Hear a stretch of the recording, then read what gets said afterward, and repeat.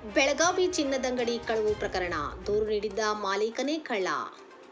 ಬೆಳಗಾವಿ ನಗರದ ರಾಮದೇವ ಗಲ್ಲಿಯಲ್ಲಿರುವ ವಿಪಿ ವರ್ಣೇಕರ್ ಮತ್ತು ಸನ್ಸ್ ಚಿನ್ನಾಭರಣ ಅಂಗಡಿಯಲ್ಲಿ ನಡೆದಿದ್ದ ಕಳ್ಳತನ ಪ್ರಕರಣಕ್ಕೆ ಸಂಬಂಧಿಸಿದಂತೆ ಸ್ಫೋಟಕ ತಿರುವು ಸಿಕ್ಕಿದ್ದು, ಪ್ರಕರಣ ದಾಖಲಿಸಿದ್ದ ದೂರುದಾತನೇ ಕಳ್ಳತನ ನಡೆಸಿರುವ ಘಟನೆ ನಡೆದಿದೆ. ಟಿಳಕವಾಡಿಯ ಸಾವರ್ಕರ್ ರಸ್ತೆಯ ನಿವಾಸಿ ಕೃಷ್ಣಾನಂದ್ ವಿಶ್ವನಾಥ್ ವರ್ಣೇಕರ್ ಜುಲೈ 17ರಂದು ಕಡೇಬಜಾರ್ ಪೊಲೀಸ್ ಠಾಣೆಯಲ್ಲಿ ದೂರು ದಾಖಲಿಸಿ, ಜುಲೈ 16ರ ರಾತ್ರಿ ಅಪರಿಚಿತರು ಅಂಗಡಿಯ ಬಾಗಿಲು ಮುರಿದು ಚಿನ್ನ, ಬೆಳ್ಳಿ ಆಭರಣಗಳು ಹಾಗೂ ನಗದುಗಳು ಮಾಡಿಕೊಂಡು ಹೋಗಿದ್ದಾರೆ ಎಂದು ಆರೋಪಿಸಿದ್ದರು.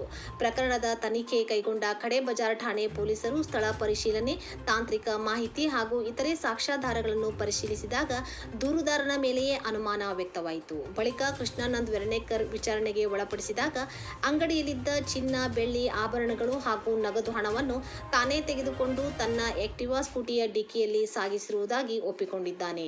ಆರೋಪಿಯಿಂದ 45,000 ರೂಪಾಯಿ ಮೌಲ್ಯದ ಆಕ್ಟಿವಾ ಸ್ಕೂಟಿ, 62,60,990 ರೂಪಾಯಿ ಮೌಲ್ಯದ 519.8 ಗ್ರಾಂ ಚಿನ್ನಾಭರಣ, 6,000 ರೂಪಾಯಿ ಮೌಲ್ಯದ 31 ಗ್ರಾಂ ಬೆಳ್ಳಿ ಆಭರಣ ಹಾಗೂ 2,83,010 ರೂಪಾಯಿ ನಗದು ಸೇರಿ ಒಟ್ಟು 65,95,000 ರೂಪಾಯಿ ಮೌಲ್ಯದ ಸ್ವತ್ತನ್ನು ಪೊಲೀಸರು ಜಪ್ತಿ ಮಾಡಿಕೊಂಡಿದ್ದಾರೆ.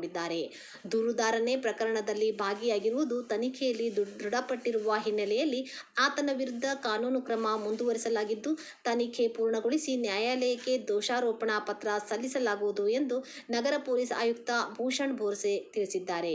ಪ್ರಕರಣ ಪತ್ತೆ ಹಚ್ಚಿದ ಕಡೇಬಜಾರ್ ಪೊಲೀಸ್ ಸಿಬ್ಬಂದಿಗಳನ್ನು ಶ್ಲಾಘಿಸಿದ್ದಾರೆ.